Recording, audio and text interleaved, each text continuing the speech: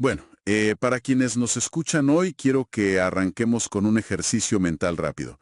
Pensemos un momento en, no sé, el colapso de un puente enorme, un puente de concreto gigante. Claro, un desastre absoluto y súper visible. Exacto. O sea, cuando una estructura de esa magnitud cede, pues el evento es estruendoso, ¿verdad? Es innegable. Las cámaras de noticias llegan de inmediato, captan el desastre, y los ingenieros empiezan a señalar qué viga específica falló. Y la sociedad entera exige respuestas rápidas, porque bueno, los escombros están literalmente bloqueando la calle principal. Tal cual. Pero, a ver, cuando cruzamos las puertas del sistema de salud pública, la anatomía de este colapso esté completamente distinta.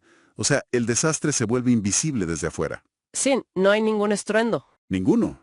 Solo hay, digamos, un silencio administrativo que enmascara un caos crónico en los pasillos. Es un derrumbe a cámara lenta que lamentablemente termina normalizándose. Y ese derrumbe a cámara lenta es, pues, el síntoma de un sistema que se está fracturando desde sus cimientos más profundos. Pero claro, mantienen la fachada del edificio intacta y bien pintada para aparentar que todo sigue su curso normal. Totalmente de acuerdo. Y precisamente vamos a adentrarnos en ese fenómeno en este análisis profundo de hoy. La misión que tenemos es diseccionar el colapso de la salud pública usando un caso de estudio súper revelador. Un caso muy, muy duro además. Sí, bastante duro. Estamos hablando del Hospital Universitario Erasmo Meós, mejor conocido como el HUM, que está ubicado en la ciudad fronteriza de Cúcuta, en Colombia. Ajá. Y para entender todo este rompecabezas, tenemos un cruce de fuentes muy interesante para nuestra audiencia. Por un lado, tenemos la inmediatez de los reportes noticiosos recientes de Caracol Radio y W Radio. Medios muy importantes allá. Exacto. Y por el otro lado, tenemos un ensayo analítico, bastante crítico por cierto, titulado La crisis eterna del WEM, que fue escrito por el autor Jorge Augusto Miranda Cadavid. Un texto fascinante, la verdad. Sí, lo es. Así que, bueno, vamos a desembarcar esto. El objetivo aquí no es simplemente sentarnos a leer las cifras de un hospital congestionado, sino comprender la mecánica detrás de esto. Sí, ir al fondo del asunto. Queremos entender cómo un colapso que a primera vista parece puro caos o simple mala suerte, pues resulta ser un fallo sistémico con un comportamiento totalmente predecible. Es que el enfoque analítico de este caso exige dejar de mirar únicamente la superficie. O sea, el hacinamiento, las demoras, toda esa frustración que se vive en las salas de espera son solo manifestaciones clínicas. Son los síntomas. Exacto. Son la fiebre de un cuerpo que está enfermo. Diagnosticar la enfermedad estructural subyacente requiere que analicemos las tuberías del sistema. Porque, a ver, tratar los síntomas de una sola institución no va a curar toda la red que la sostiene. Claro, tiene todo el sentido. Pasemos entonces de lo conceptual a lo físico, a lo que literalmente se respira en el área de urgencias de este hospital. La realidad del día a día. Sí, y la fotografía que pintan las fuentes es, de verdad, abrumadora. La prensa diaria reporta una sobreocupación del 260% en el servicio de urgencias. ¡Wow! 260. Y eso no es todo. El ensayo de Miranda Cadavid documenta que este ni siquiera es el techo. O sea, cada 2 o 3 meses esa cifra toca el 300%. Es una locura. Para que quienes nos sintonizan puedan dimensionar esto en el espacio físico, un 300% de ocupación no implica simplemente que los médicos tengan que caminar más rápido por los pasillos. No, para nada. Significa que por cada cama real y habilitada que posee el hospital hay 3 seres humanos necesitando atención crítica exactamente al mismo tiempo. Es que, literal, la matemática espacial se rompe. Y cuando esa matemática espacial se rompe, pues la medicina protocolaria se tiene que adaptar a la precariedad. O sea, esto se traduce en personas con vías intravenosas conectadas mientras están sentadas en sillas de plástico en medio de un pasillo. ¡Qué fuerte! Sí, o sea, traduce en pacientes tendidos en el suelo, sobre cartones o mantas, simplemente porque no hay un solo centímetro de acero inoxidable disponible. En ese escenario, imagínate, el proceso de triaje se vuelve un caos. Claro, el filtro para saber quién está más grave. Exacto. Ese filtro vital para identificar quién está sufriendo un infarto y quién tiene, digamos, una simple migraña, se vuelve un embudo peligrosísimo. Y además, concentrar a tantas personas enfermas en un espacio sin la ventilación adecuada dispara de manera exponencial el riesgo de infecciones intrahospitalarias. A mí esto me hace pensar inmediatamente en una autopista de un solo carril. A ver, ¿cómo así? Imagínate que en plena hora pico toda una ciudad entera intenta entrar a esa pequeña vía de un solo carril al mismo tiempo. Pues el embotellamiento va a ser total. Los autos van a quedar paralizados. Claro, no hay por dónde avanzar. Pero la culpa no es de los conductores por intentar llegar a su destino. O sea, el colapso es un fallo de diseño de la infraestructura que simplemente no fue calculada para ese volumen de autos. Totalmente de acuerdo. Pues el hospital es esa autopista angosta. Y la tendencia general de la sociedad es culpar al paciente por enfermarse o por tener la mala suerte de acudir a urgencias en la supuesta hora pico. Lo fascinante aquí es, precisamente, la perspectiva que introduce Miranda Cadavid frente a esa idea de la hora pico. Ajá, ¿qué dice él? Él sostiene que este embotellamiento del 300% no es una emergencia. O sea, entendiendo emergencia como un evento fortuito, sorpresivo o incalculable, como podría ser un terremoto. Claro, algo que no te esperas. Exacto. Al contrario, él argumenta que esto es una constante operativa. Es el estado por defecto del hospital.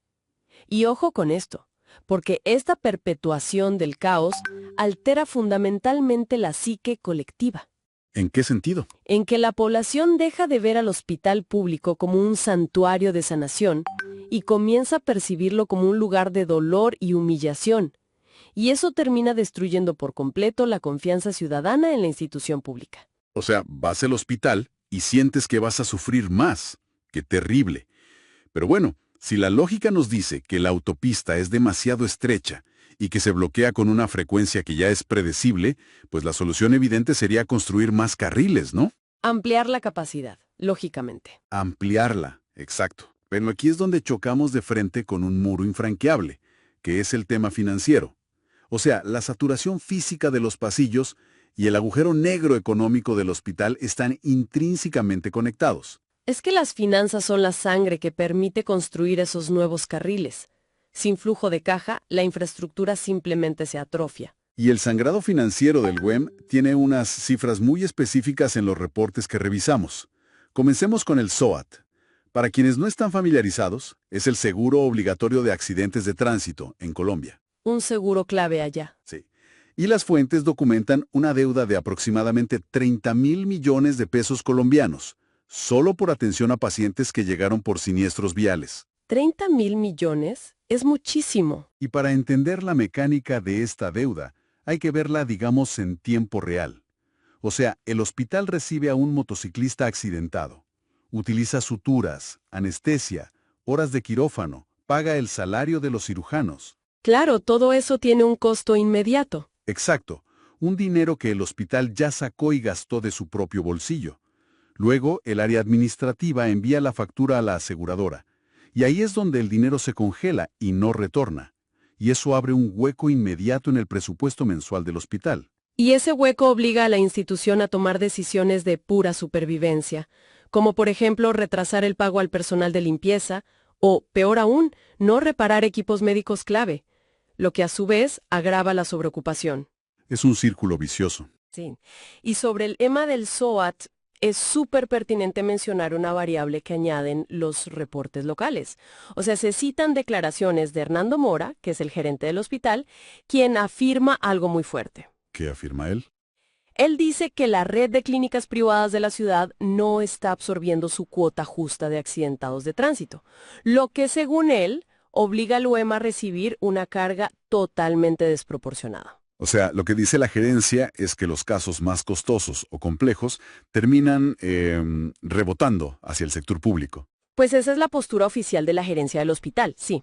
Pero es fundamental señalar, para ser totalmente imparciales, que dentro del ecosistema de las fuentes que analizamos no se incluye ninguna respuesta formal de las clínicas privadas. Claro, no hay una contraparte ahí. Ni una auditoría independiente a la red privada que confirme o refute esta dinámica.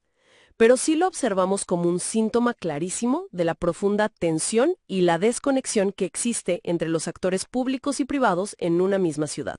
Sí, se nota la fricción. Pero, a ver, agárrate, porque esos 30.000 millones del SOAT son apenas una pequeñísima fracción del problema. ¡Ay, no me digas! Un informe de Caracol Radio reveló que la cartera total, es decir, La suma de todo el dinero que el hospital ya facturó y no le han pagado supera la asombrosa cifra de 530,000 millones de pesos. 530,000 millones. Es un agujero negro. Es irreal. Y aquí es donde entran las EPS, que son las entidades promotoras de salud. Para contextualizar un poco la mecánica del sistema colombiano a nuestra audiencia, el gobierno le paga a estas EPS un dinero por cada ciudadano afiliado, ¿verdad? Sí, funcionan como un intermediario. Exacto. La EPS actúa como un seguro. Cuando el ciudadano va al hospital, el hospital lo atiende y luego le pasa la cuenta a la EPS. Pues bien, solo una de estas aseguradoras, que se llama la nueva EPS, arrastra una deuda cercana a los 149,000 millones con el hospital. Solo una. Y ojo, la mecánica de esa deuda no suele ser simplemente que la EPS no tenga fondos en el banco. Muchas veces es un enjambre burocrático tremendo. ¿A qué te refieres con enjambre burocrático? Pues que las aseguradoras suelen implementar unos procesos de auditoría súper exhaustivos. O sea, te devuelven facturas gigantescas por errores mínimos de digitación, como que faltó una coma, y eso congela el pago durante meses o incluso años. ¡Qué táctica tan desgastante! Total. Ahora, en el caso específico de la nueva EPS, las fuentes sí mencionan que ha habido avances recientes en los pagos. Pero esto solo ocurre bajo la figura de un agente interventor. Claro, un agente interventor es básicamente un administrador externo que designa el Estado cuando una entidad entra en crisis profunda y no puede manejarse sola. Así es una medida extrema. Y el simple hecho de llegar a eso demuestra que el mecanismo de pago regular está totalmente quebrado. Pero a esta ecuación nacional de EPS y aseguradoras hay que sumarle una variable geográfica ineludible en este caso. Cúcuta. Exacto. Cúcuta es el principal puerto terrestre en la frontera con Venezuela. Y esa variable, altera todas las fórmulas por completo.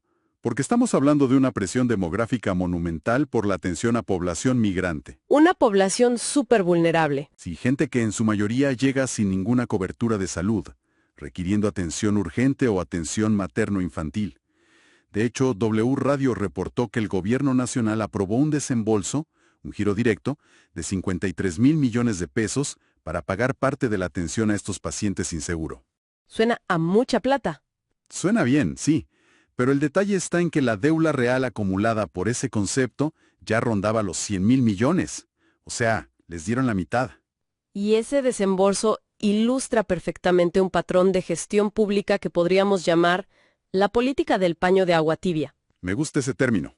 O sea, un giro de 53,000 millones se celebra contablemente porque, claro, evita el cierre inminente del área de urgencias o permite pagar las nóminas que estaban atrasadas. Da un respiro. Da un respiro, pero matemáticamente cubre apenas la mitad de lo que ya se gastó. No soluciona el déficit base. Es el equivalente, digamos, a arrojar un balde de agua sobre un incendio forestal y considerar que el fuego ya está controlado. Es una ilusión.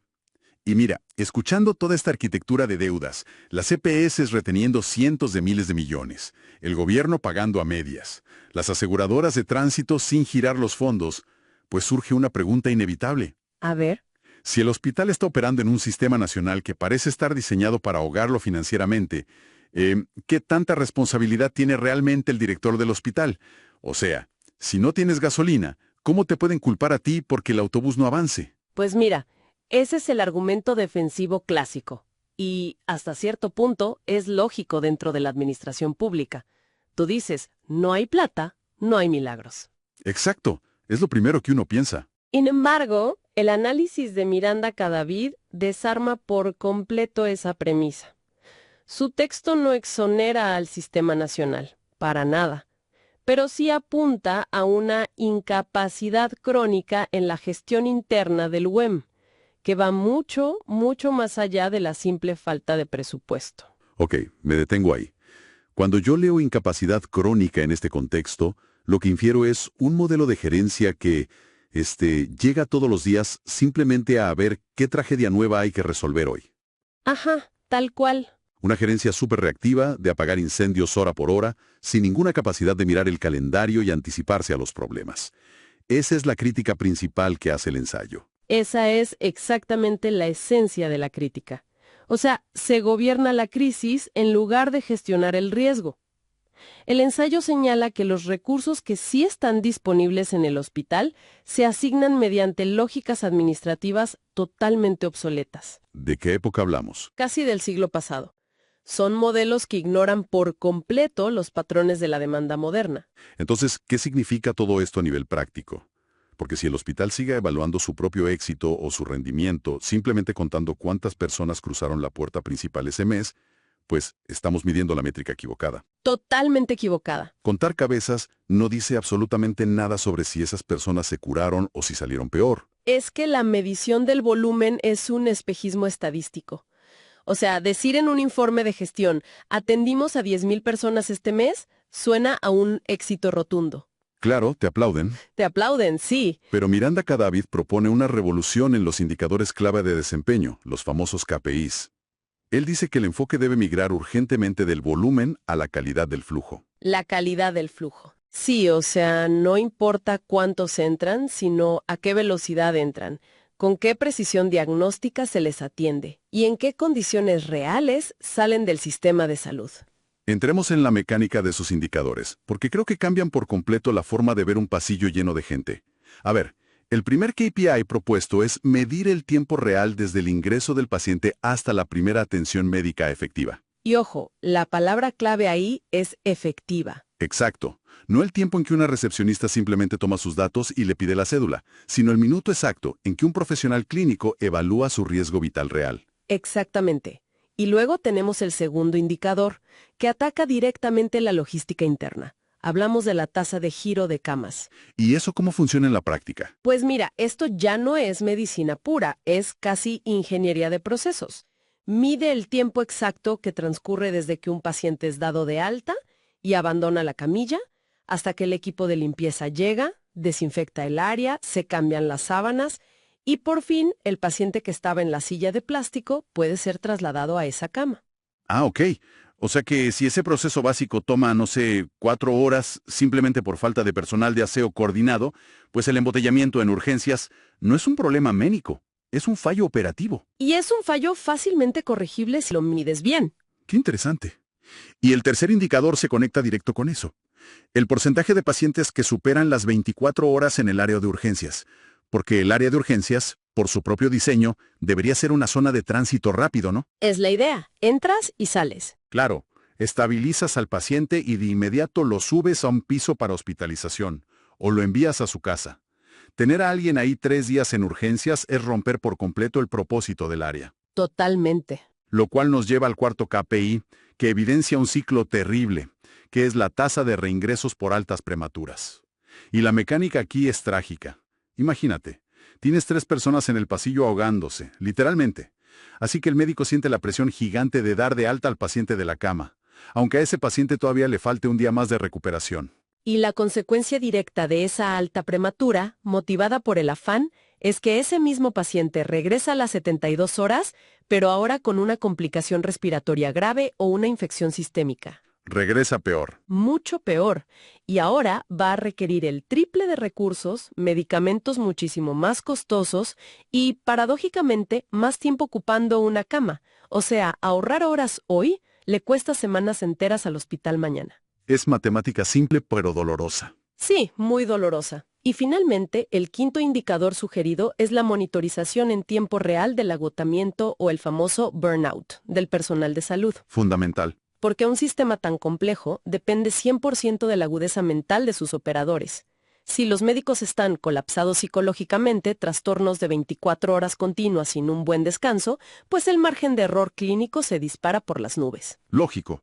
Un médico cansado se puede equivocar. Y por eso el ensayo exige que todos estos indicadores sean de dominio público. Argumenta que solo la transparencia extrema y la presión de una auditoría social pueden obligar a las directivas del hospital a tomar esas decisiones que son tan incómodas. Pero a ver, siendo abogados del diablo, incluso con los mejores datos del mundo y los KPIs más modernos y transparentes, hay un límite físico a lo que tú puedes hacer dentro de un edificio que ya está abarrotado.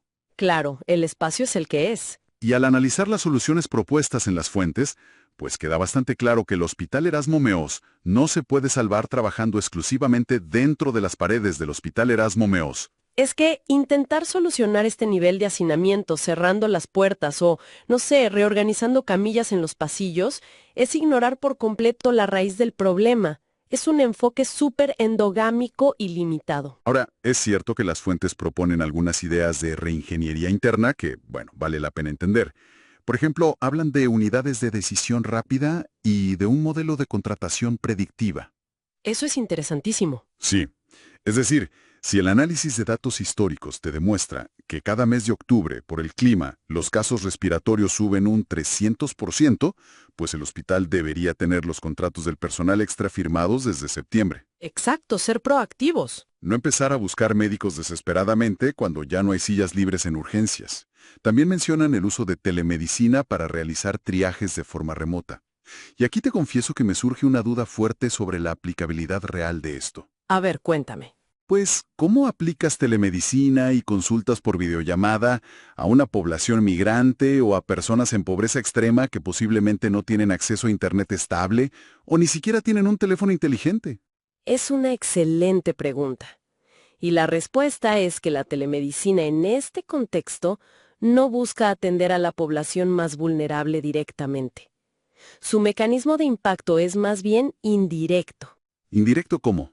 Mira, si logras que un 20 o un 30% de la población de clase media, que sí tiene acceso a Internet y a un celular, resuelva sus cuadros clínicos menores o renovaciones de recetas a través de una pantalla, pues estás eliminando físicamente a cientos de personas de las salas de espera del hospital. Ah, ya entiendo. Lo sacas de la ecuación física. Exacto.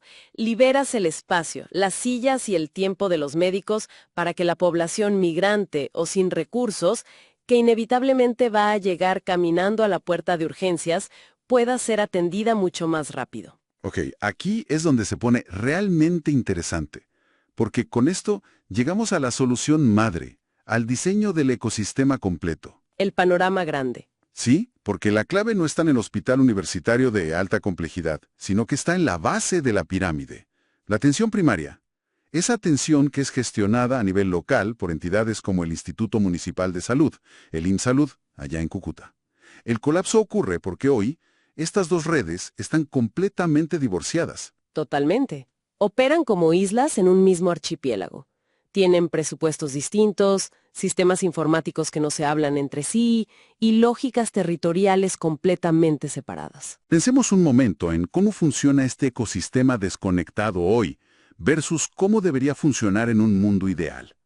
Hoy, una paciente mayor en un barrio periférico que sufre, digamos, una crisis leve de hipertensión, probablemente tiene que tomar 2 autobuses cruzando la ciudad para llegar a la urgencia del gran hospital universitario. Un viaje terrible para alguien enfermo. Sí, y todo eso simplemente para que le estabilicen la presión y le den una pastilla.